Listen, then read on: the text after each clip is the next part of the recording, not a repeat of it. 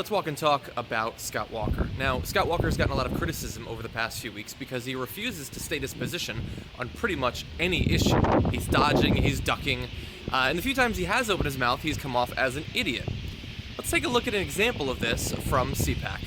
I want a commander-in-chief who will do everything in their power to ensure that the threat from radical Islamic terrorists do not wash up on American soil. We will have someone who leads and ultimately will send a message not only that we will protect American soil, but do not take this upon freedom-loving people anywhere else in the world. We need a leader with that kind of confidence. If I can take on 100,000 protesters, I can do the same across the world. So now, of course, his campaign came out afterward and said that anyone who is saying that he is comparing ISIS and the pro-union protesters is, of course, a crazy person. How could you possibly think that? He's just saying we need to be aggressive when it comes to ISIS. But he chose to make the comparison.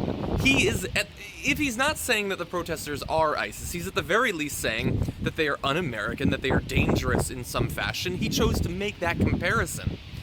This guy is both cowardly in that he refuses to say, for instance, with ISIS, what he would actually do differently. Like all the other Republican candidates, he is saying that everything Obama is doing is wrong. They would change everything, but they refuse to actually give an example of it.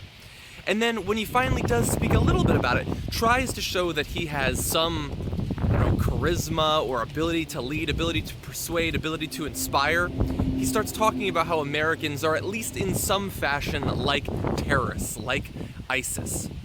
Now, of course, the sort of most sad thing about this is that recently they did pass an extremely anti-union piece of legislation, which does hurt actual Americans. Hurts Americans far more than simply saying that they're like ISIS.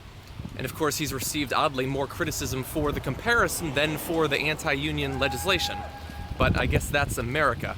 Yeah, Scott Walker is apparently kind of a stupid guy. He's smart in that he's been able to hide from the American people the fact that he is extremely conservative. Most people seem to be missing that up until this point, but the more he opens his mouth, and the more he'll be required to as this nominating process goes on, the more he's going to show himself to be not just a crazy person, but also one who, at least in terms of their public speaking, is in no way qualified to be the Republican nominee for the presidency of the United States.